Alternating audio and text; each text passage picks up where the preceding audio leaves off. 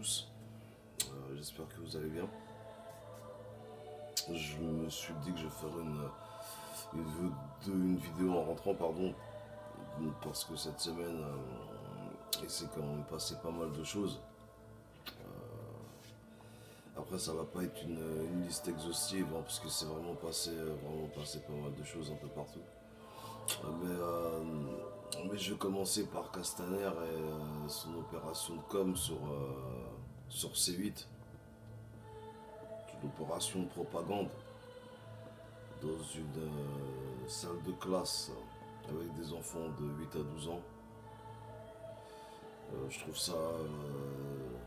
Enfin, après, je trouve ça ridicule et hypocrite de reprocher à Russia Today d'être financé par, comment dire, par Vladimir Poutine himself. Non, faut arrêter quoi.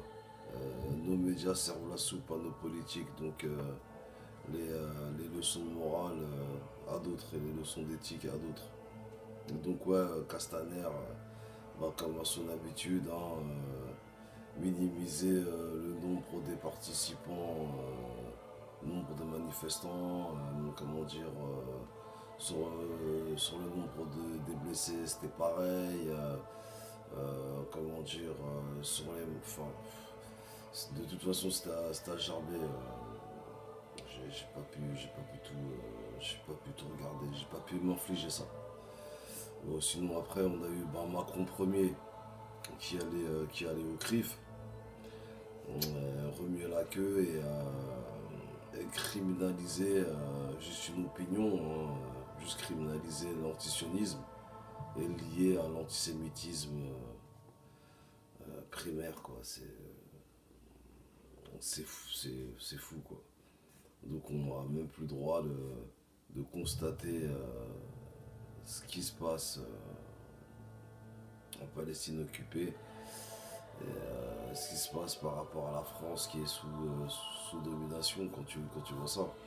D'ailleurs, voilà, moi je suis trentenaire et tout ça, ça me fait penser à l'affaire Carpentras. L'affaire Carpentras s'est déroulée dans les années 90. Et c'était pareil, des tombes profanées, des dalles taguées. Sauf que pour l'affaire Carpentras, il y a eu une suspicion de, comment dire, d'empalement. Ben, il s'avérait que pour l'empalement, c'était faux. Et pourquoi je fais le parallèle, c'est qu'à l'époque, en fait, le contexte, c'était que le FN de Jean-Marie Le Pen, qui n'était pas sionisto-compatible, était haut dans les sondages et était en tête dans pas mal d'endroits de région, quoi. Et le gouvernement de l'époque était aux abois. Après, je ne vais pas les incriminer directement, mais il y a beaucoup de zones d'ombre. D'ailleurs, un fait bizarre, c'est que l'un des individus arrêtés pour la profanation, enfin pour l'affaire Carpentras, il s'avère que l'individu, en fait, 3 ans auparavant, était en connexion avec les RG, hein, avec les RG d'Avignon. Justement pour le volet extrême droite des RG de la région, quoi. Donc bon, c'est quand même assez troublant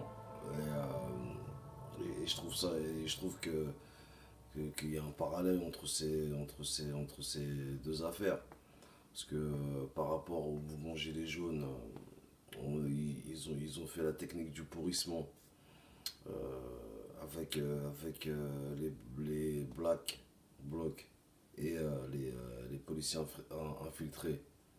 Ça n'a pas marché. Ils ont essayé l'attaque terroriste musulmane avec un false flag. Ça n'a pas marché.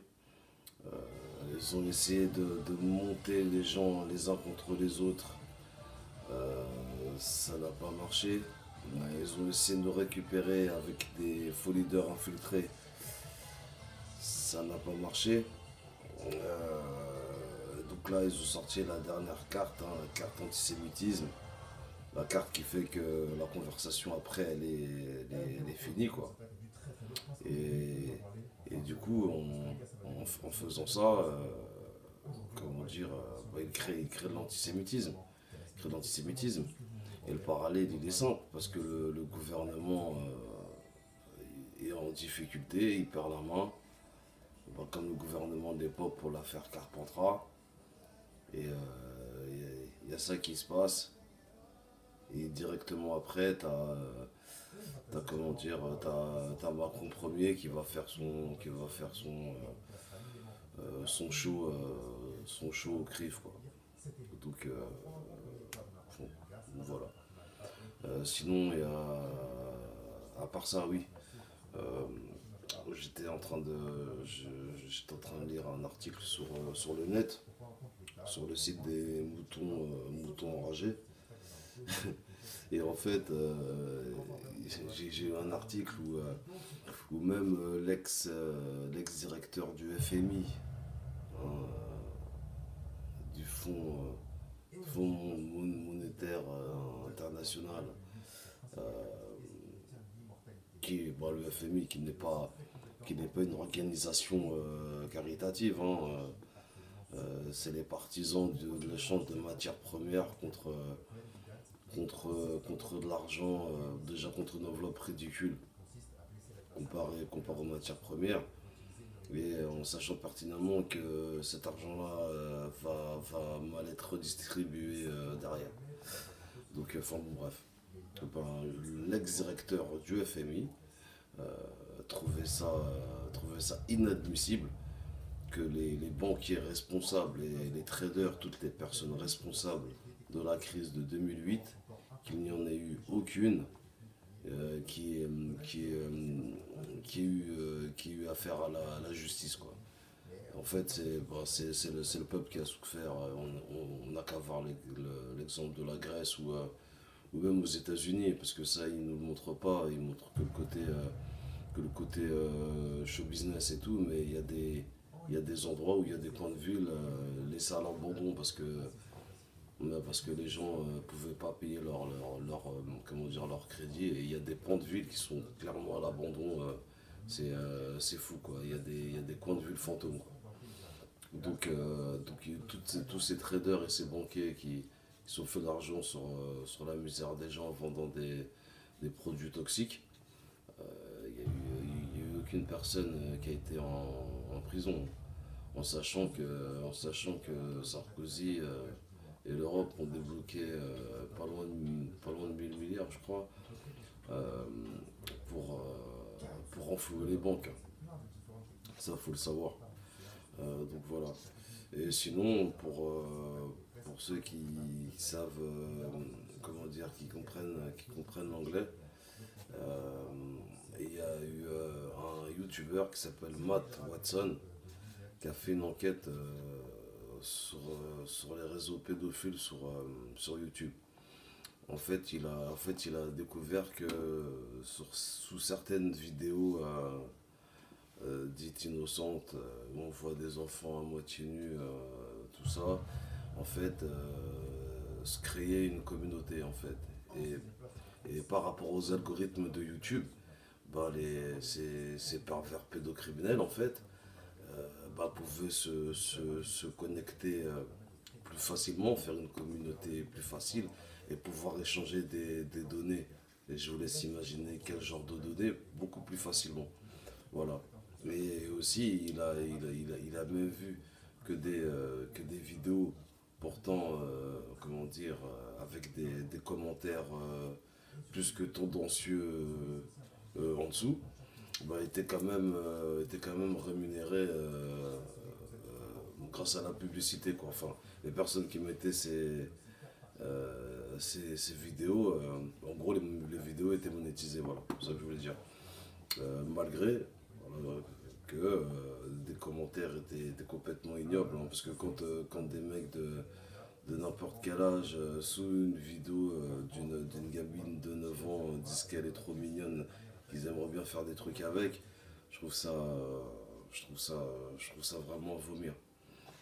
D'ailleurs, suite à l'enquête de Matt Watson, il y a des grosses marques qui, qui sont comment dire, désengagées. Il y a Disney, McDonald's et Epic Games comme grosses. Après les autres, je m'en souviens pas, j'ai pas envie de dire de bêtises. Mais il faut, comment dire, il faut savoir que, que suite à l'enquête de Matt Watson, M-A-2-T-W-A-T-S-O-N, comment dire, YouTube a dit en fait que ces vidéos, au cours des 2 mois, avaient généré 8 000 $ en chiffres publicitaires. Je vous laisse quand même imaginer des vidéos faire 8 000 $ en 2 mois. Ça veut dire qu'il y avait quand même beaucoup de clics, beaucoup de vues. Et enfin bon, voilà. Donc, euh, c'était le dernier truc, ouais, que j'ai vu, que j'ai trouvé intéressant à partager avec vous, quoi. Donc voilà, bon courage à tous et force à vous.